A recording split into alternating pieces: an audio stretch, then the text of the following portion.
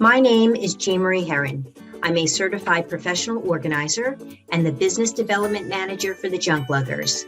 My mission is to improve the quality of people's lives through the decluttering of their homes and offices in an eco-friendly and non-judgmental way. If you'd like to see more of these videos, simply click the subscribe button. Welcome, everybody. My name is Jean Marie Herron, and welcome to September's Lunch and Learn. I wear two hats. I am a certified professional organizer, and I run an organizing company just a little bit on the weekends with a company called Posse, which I've owned for 17 years.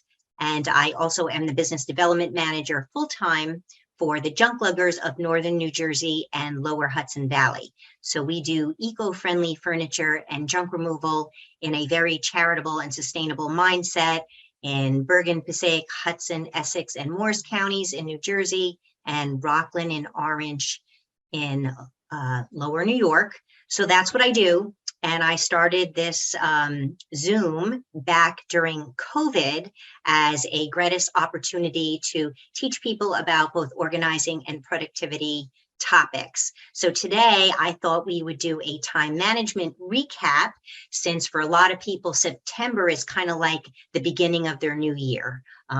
We think back to school, back to work, back to whatever. So I have 3 points for you today, 3 takeaways.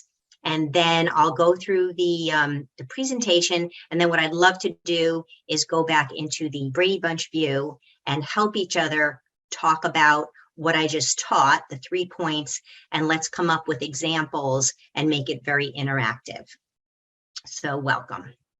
All right, just quick housekeeping. You all probably got the dialog box because that's what Zoom does now. It's being recorded, so all you have to do is say got it and you're in. So it's being recorded. I do send an email out afterwards with the recording, and it's always up on YouTube when we're done a couple days afterwards, because Deborah, my most wonderful assistant, does all that tech stuff for me because I am not tech savvy. I am going to ask you to stay muted until we get to the Q&A portion. And if you do have a question, please type it in the chat box. So we're going to go over time management. And next month, our Zoom Lunch and Learn is always the 3rd Wednesday of every month from 12:30 to 1. And next month, for the month of October, as we get close to Halloween, we're going to do financial organization doesn't need to be scary. And I do have a guest speaker from UBS coming. Okay, so here we go. Time management recap. And here is my first tip, trick, strategy, suggestion, solution, and it is think and drink. And it's going to sound crazy. Oh, Deb, this is my fault.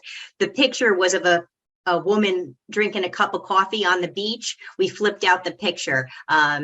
Anyway, so you're all looking at a picture of sand. And what I intended for you to do is look at a beautiful picture of a woman having a cup of coffee on the beach, or you can think of, a person having a glass of wine sitting on their front porch. But the idea here, the time management idea that I want to give you all, is to give yourself permission to take the time to have a beverage and time to think.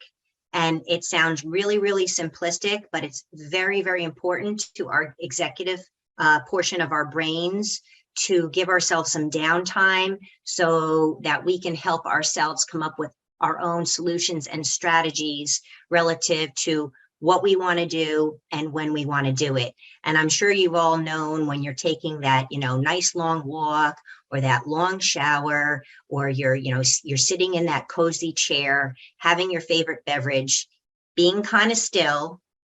And then all of a sudden ideas start to come to you, and you start to think of something either maybe you should be doing, could be doing, want to be doing.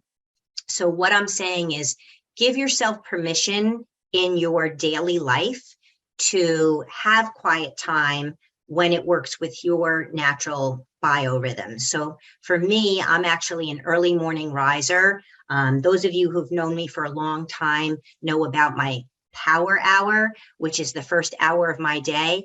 And I'm going to be completely candid. Where my life is today with my career, my power hour is truly my power half an hour during Monday to Friday, but on the weekends, I do try to take a whole hour. And during that hour, what works for me to get my time management in perspective. Includes daily meditation. I love the Calm app. I do inspirational reading. I do a gratitude journal. And I keep paper and pen where I do this power half an hour, because what'll happen is during that time, guaranteed, I will think of something, because I'm quiet and relaxed, that again, I should do or I want to do. And it could be something as simple as, oh my goodness, you should do the gutters before the winters come, and then I just write down, on the paper, call the gutter guy. Or I might think to myself, oh gosh, you know what? I'm having my cup of coffee and it's like, you should connect with Millie, because Millie has a connection to Raymore and Flanagan.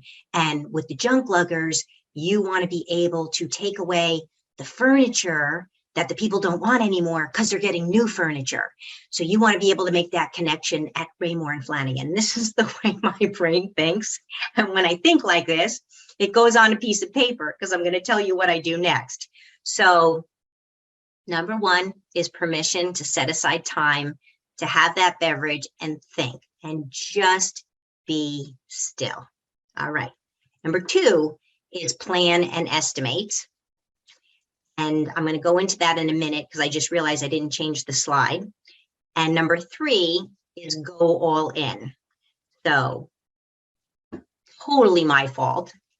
I was a slide off. So this was the slide I wanted to go to with the think and drink. So going backwards. So everything I just said for the last couple minutes, this is what you were supposed to be looking at. So I already talked about the think and drink. All right. So my mistake. So I am a professional organizer through and through. And most people think that professional organizers are almost near perfect. Wrong. I'm proving it to you all right now. So tip number one was think and drink. All right. Two is plan and estimate. This is also known as time blocking. This is called scheduling yourself. It's answering that age-old question, if not now, when. It means that when you were sitting and drinking and that thought about, going into the furniture stores with Raymore and Flanagan came to you, it's now that I have this idea and I want to do this idea, when am I going to do this idea? And not only when am I going to do this idea, but about how long do I think it's going to take? So using that example that popped into my head about the furniture opportunity, I know that I need to make the connection first with Angie. So I need to plan a time when I'm going to give Angie a call. And I already have all of her contact information. So maybe that goes on my Friday at 9 a.m. So that would go Friday at 9 a.m. And that's literally like just 5 minutes. That's really just a task. But then after I connect with her, she might tell me something like, you know what, you need to talk to Kevin, the store manager. And then I'll have to, if he's not there, I'm going to have to make another appointment on a different day to talk to Kevin, the store manager. And then what might happen is Kevin might say to me, all right, well, you know what? I'll take a bunch of your business cards, or maybe I'll invite you to our sales meeting, or maybe, Jean Marie, what you can do are 4x6 postcards, in which case I have to say to myself, okay, so now do I have to plan and estimate putting in a request in our, Lugger library in marketing and have the graphic department work on a postcard for me. That might be something else that goes on the following week. And maybe typing that email takes me, 15 minutes. So again, I'm planning and I'm estimating and I'm scheduling. And then once that's done, I might have to take that marketing information and send it over to Conway at Minuteman Press. And maybe I want to have 100 or 200 of those furniture postcards made. So then I've got to plan and estimate for those. And maybe that was only 30 minutes. Maybe I'm going to visit Conway in person. And then I get the postcards back, and now I have to distribute them. And maybe I've decided that I want to go to the 4 Raymore and Flanagan's in Paramus, and I want to hit Route 17 and Route 4. So maybe at that point, I estimate 2 hours on a Wednesday after the stores are open, and hopefully there's no traffic, and I might put myself down for 11 to 1. But that's the idea of now that you want to do something, you're back to school, you're back to work, you're back to taking care of the house, you're back to building your relationships, whatever it is you're doing, it's when am I going to do it and about how long it's going to take me. Because many people are pretty good about planning and making an appointment, but what a lot of folks struggle with is they could potentially put it on the calendar and it takes them a lot less time or a lot more time. And the more we estimate our appointments on our calendar, the better we get at estimating. So that is plan and estimate. And the third point for today is go all in. That means now that that appointment is on our calendar, go ahead and do it, and do it to the best of your ability. I think a lot of us, myself included, put things on our calendar that we don't really want to do. And then, if you're not working for somebody else, maybe you have your own entrepreneurial business, or of course you have your own family, or you have your own house, you may decide, you know what, I know I said I'd do the gutters today, but all of a sudden I don't really feel like doing the gutters. And then it becomes choice management, right? It becomes, well, I can go all in and get it done, or it becomes, I really don't want to do it today, or it's raining like a banshee and now I have to reschedule it. So this is really all on us. This is our own decision, and this is where I switch from time management to choice management. But, if you decide to do the task you tasked yourself with, it'll be done off your plate, off your brain. So if I said to myself on that Wednesday from 11 to 1, I was going to go to all 4 stores in Paramus and visit all those Raymore and Flanagan's, and maybe I'm feeling like 50% on that. If I go ahead and do it at 1 o'clock in the afternoon, I will feel so much better after having it done. And my go all in is, get dressed, get the postcards, get in your car, put a smile on your face, shake everybody's hands and give them a big smile. So sometimes in order to get stuff off my calendar, that's what I have to do. So that's all about, your full throttle. So that's go all in. Okay. So that was it. I'm going to open it up and we're all going to talk about this. But before I go back to the Brady Bunch, next month is going to be financial organization. Doesn't need to be scary for Halloween. And then this is me. You all know me. And if you don't know me, Deb can put this all in the chat box. So what I want to do now is I want to take those 3 points and I want to share examples. So does anybody want to speak to their experience about what happens to them when they give themselves permission to actually think about what they want to do and just have downtime? And you're welcome to unmute yourself. Please feel free. Oh, Luann, were you at Felina's? I thought, or maybe you were on the list last night. I don't know if you're there. I just remember seeing your name recently. I think it might have been at the Ridgewood Library. Anyways, so Deb just put in the chat box all of my contact information. And Here. we have this. How are you? Sorry. Hi, how are you? Sorry. Good.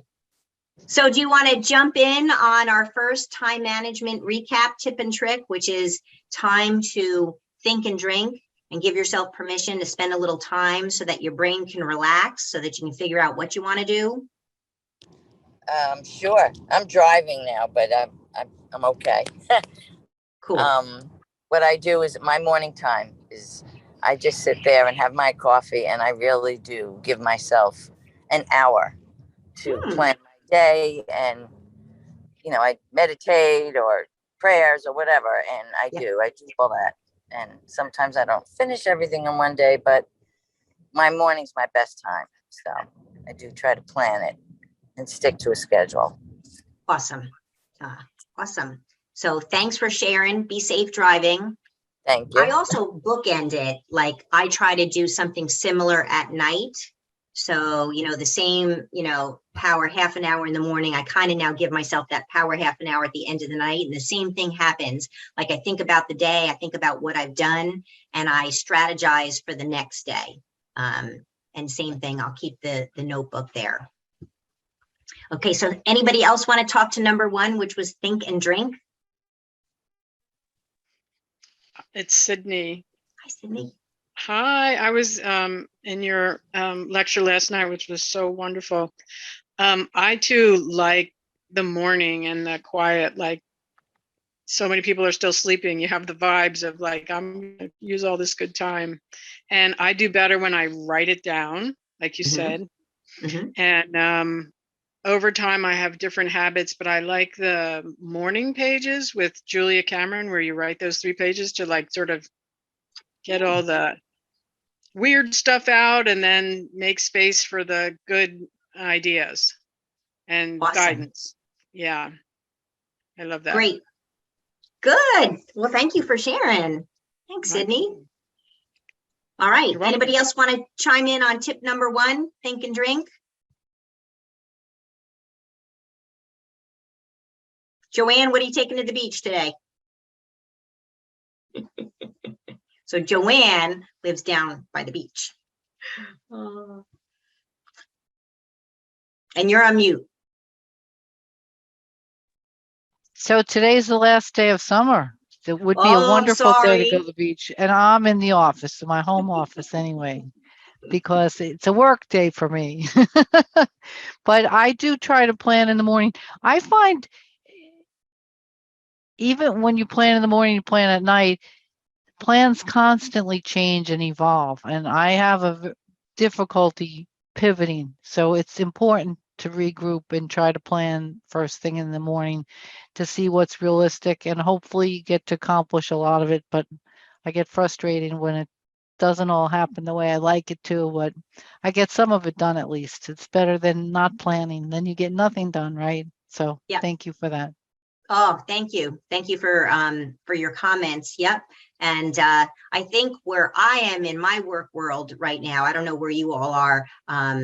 I could probably work 24/7 and not get everything done that I want to get done. So the idea of having that list of things to do and the tasks and the calendar is extremely important, because if I get distracted, which I get distracted all the time, because there's so many people coming after me, that I go right back to that list. I go right back to the calendar, and sometimes what I'll do is set a timer. So if I gave myself a time block for 2 hours and then my timer goes off, I have to make a decision. Do I continue doing what I'm doing, or do I move on to the next thing? So how about plan and estimate? That was our second tip, which is all about making sure that you schedule what you want to do, and not only schedule it, but tell yourself, I'm going to give myself 60 minutes, 120 minutes, 5 minutes, 10 minutes. So it's the estimation as well. Does anybody want to speak to that, or have any questions about that, or suggestions, or an elaboration? That's Sydney again. I find when I set the intention, I'm going to start this thing, it's going to be done by 10:30. It's so, the universe helps you. Like you can move through it. I think not only move through it better, but really your whole mindset, you just keep going. I find it very helpful, and sometimes miraculously more gets done than you feel is possibly humanly possible. So I really, especially the end time, say, okay, by this time I want to accomplish that stuff. It helps the pace of it. That's the word, the pace of it. Pace of it. Love that. Yep. There was, I'm sure, some sort of an expert, and I can't quote the person, but the gist of it was that you will expand or contract your amount of energy based on the time that you had set, or the goal that you had set. And I found that to be so true in almost every area of my life. So I'm really careful now about how much time I allot, especially to the things I don't like to do. Right. Speed through those. Yes. Yep. Yeah. Jean Marie, I'll share one of my strategies for work, but you can apply it to home situations. Like you, there's always so many things to do, and I'll spend time in the morning, replying to emails and doing the small things that take 5 minutes or less. But I always make a post-it of my have to do's for the day, 3 to 5 things, depending on how big they are. I take them out of my calendar, I write them down, I check them off. Those things have to get done. And Mhm. as soon as I get those done, I can roll into others. But the list is always too big for the amount of time, it seems like. Yep. Love that. So that's a great idea, the Post-it idea. I know depending on other types of programs people have used, planners people have used, some people do the ABC, they'll say, these are my A's, these are my B's, these are my C's. Some people will do, 1 to 10, what is the most most important priority, and then the next, and then the next. And it's all just to keep reining in our time management, to keep us focused. Anybody else want to share on estimate and schedule, or schedule and estimate? I think sometimes time expands. You use that term. It feels like there are some days where you look at the clock and you're like, how can it only be this time? It feels like it slowed down, but you're going along, and it didn't feel like you were speeding, but somehow more things get done. So I love that. And I think the universe is conspiring to help you get everything done. I love that. Does anybody purposely try to expand their fun time? And so what I mean by that is, like, for example, I love to hike, and I belong to a couple of hiking groups. But if I go hiking with the Adirondack Club or Tri-State Ramblers, I know for certain I am going to be out of the house for a full 6 hours between the drive to whatever park we're going to. And then when you hike with a group, even if it's X amount of miles, it's going to be longer because it's a group, and the bigger the group, the longer the hike. So sometimes I look at like a Saturday or Sunday and I'm like, well, I'd really like to hike with the group, but that might be like a full 6 hours. And I say to myself, so do you want to give up the whole day hiking, or do you want to take yourself hiking where you can do X amount of mileage in 2.5 and get back for other things? So a lot of times I'll look at the time estimation and then really pick and choose, like a jigsaw puzzle, what fits. And it's even more important when it's fun time and not work time, because there's only 2 days on the weekends, as opposed to the 5 work days. Yeah. So anybody else want to talk about what they do to try to keep their boundaries in place for whether it's a work task or a personal task? I have a huge one for me. Jean Marie knows this. I like to go to the gym first thing in the morning. It's in my calendar. I really try hard not to look at email before I go, because then that will pull me in. So I get that done. I have my time. It's one of my happy places. Then I come back and open my desktop and see what's going on for the day. So I protect that time. Protect that time. I think we all in today's, as a woman, and I know that's a sexist comment, but we all need to protect what I call our non-negotiables. So that might be the gym time, the hiking time, the date night, the family night, whatever it is. And it becomes a non-negotiable. Like, I have something I do every Friday night, and it's really, really important to me. And this morning I got a text from somebody, and she's like, oh, can you go out to dinner on, Friday night? And I'm like, because I'd like to really go out to dinner with her as well. But that was a non-negotiable for me. And I'm like, all right, let's pick another night. So I think we have to set our rocks up, and whether it's for the week, the month, or even the year, and not let, everybody else who's pulling at our time professionally or personally pick at it. And like Deb said, like, boundary, non-negotiable, time block. And some people are really good about that.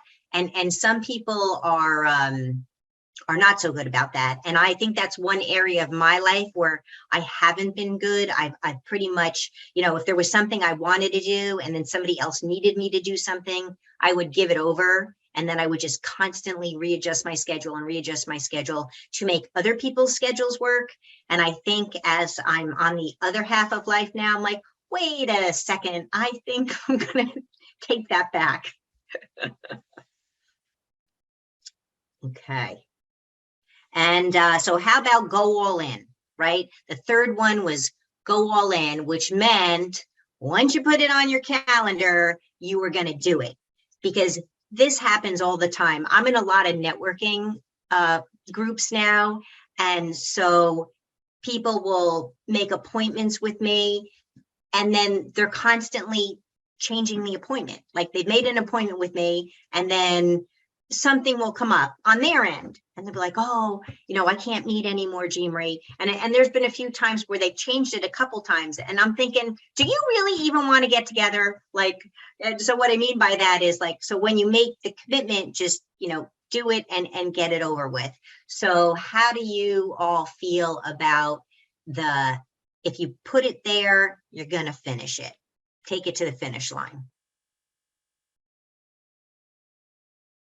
Carlene? Yeah, I started this last year where there were 3 things that I knew I wanted to do in 2022 that we needed to do. My husband and I needed to finally get done.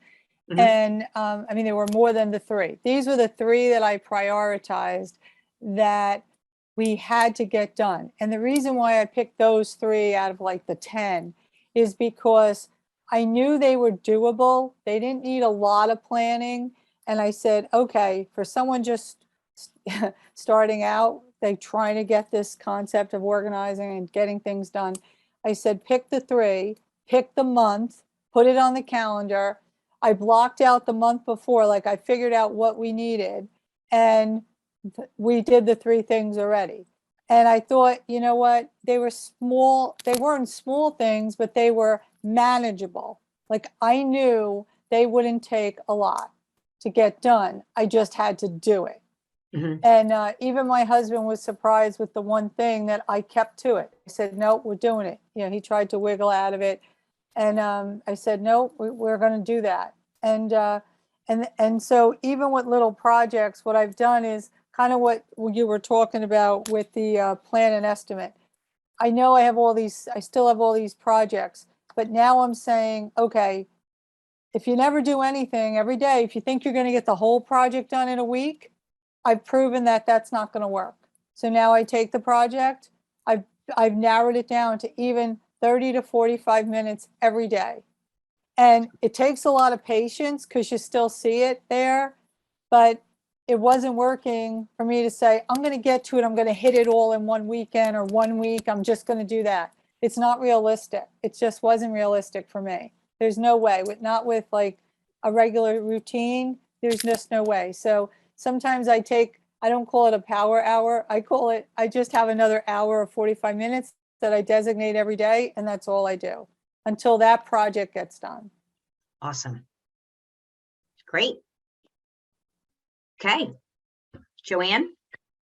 I was going to say, in my calendar, if I make a commitment to someone or to an appointment, even if something comes up and I really want to do it, I've already committed. So I'm done. It's like frustrating because I'm like, ooh, I would really like to do that, but I've committed. I don't find a lot of people are like that, but that's the way I was brought up. That's the way I'm wired. Like when I say yes, then that's what I say yes, unless something really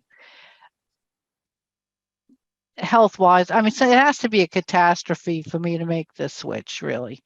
But I find my challenge is staying committed to the calendar when I put in my own blocking. Like if I block to someone else, I'm there. If I block to myself, things take longer than I planned. So my time is fluid here. Something else takes longer. Somebody's on the phone and somebody else calls me I didn't expect. I get derailed in many ways, and my time is always sacrificed.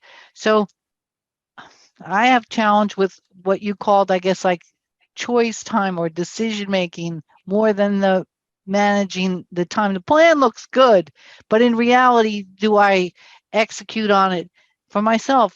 It's always a challenge. So I really thought Sydney inspired me because she seems to find time to and actually feel she gets more done in the time. I'm like, I never feel like I get more done in the time. I get less done in the time all the time, and then I need more time for it. It kind of evolves and it keeps moving down the road, but it's like kick the can.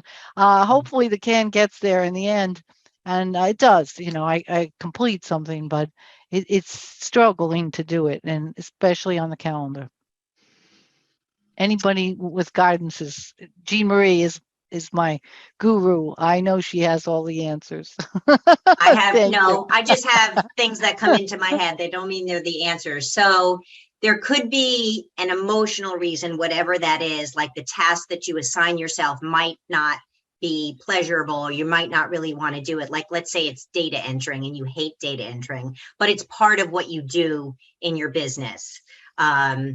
You could try giving yourself, holding that carrot of a reward. Okay, if I stick to my hour estimate, what am I going to do at the end of the hour? You know, and set a timer. So set a timer and kind of give yourself that that tool of an alarm going off at the end, and you know what time it is, right? We use an analog clock, but have a digital timer, and say, if I finish this, I'm gonna, you know, have a cup of tea. I'm gonna go for a walk on the beach. I'm gonna get myself a haircut, or I'm gonna allow myself, you know, to pet the dog. Whatever reward you think would compensate for you to finish that task.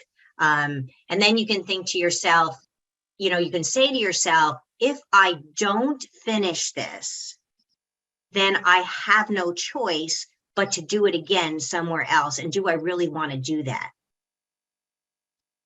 And that's only a decision you can make, you know. But I think there's a lot of people struggling with putting things on their calendar that they don't really want to do. And I think that's where it becomes hard. You know, some people love what they do. Some people don't like what they do. Some people have a combination. But I think it's hard for us to do things that don't bring us any joy, but we might have to do them anyways. And I don't know if that's the kind of task you were talking about, or it's more of a task where you set yourself a certain amount of time and you got distracted. And so your brain got pulled away from the task at hand because, you know, the phone rang or somebody texted you or the doorbell or whatever the case may be. So I think in situations like that, it's very different, and only you can answer yourself as to why you did or did not get the task done. Like usually when I don't get something done, if I'm really honest with myself, I know why. You know, and it could be a technical error. It could be that there was a fire in the at work or in the office that I needed to go and solve. It could be that somebody else had to pull me away, but I could have pulled myself away on purpose for a reason that I do know. Like I know in my new position, there were things I really don't like to do, but I do need to do them. And because I don't like to do them, one of two things happen. They either take longer or they get done really quickly because I just want to do them and get them over with. So then it becomes discipline, and it becomes, what's my discipline going to be to get this task over with? For me, Thank you. also, I'm shocked at how many people's homes I go into and there's no visible clocks. I have not digital clocks, but visible clocks in every room, the kitchen, the living room, the bathroom, the bedroom, everywhere, to be aware of the time. Yeah. So yep. Sorry, Sydney, go ahead. Thank you. I think that helps me a lot. I somehow lost visual. That helps me a lot to just be able to glance over and go, oh, it's 1/4 after. Okay. Now it's 25 after. Okay. That helps me pace myself. Yeah. Right. So that was a great comment. I'm going to close because we're supposed to end at 1, and thank you all for staying a little bit over. There's another organizer. Her name is Donna Goldstein, and she wrote a book. It's got to be over 10 years ago now, called The Organized Student.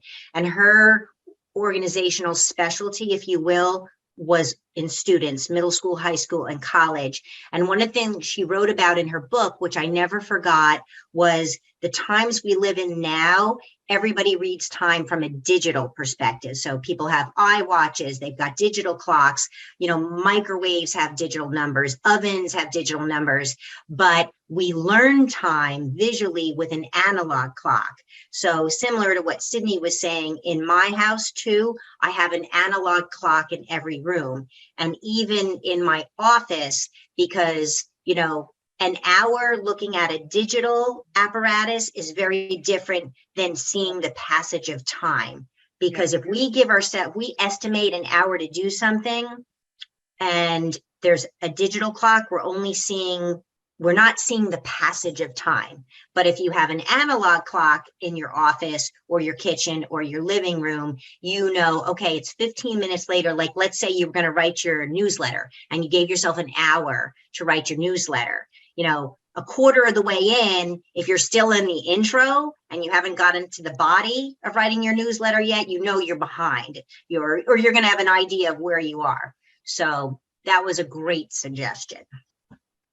Okay, Thank you. so we'll end this month's time management recap, and I hope to see you all next month in October. We'll get Thank you. spooky with each other. Remember, if you want to see more videos on my organizing, productivity, and decluttering topics, hit the subscribe button and you'll be alerted when the next one is ready.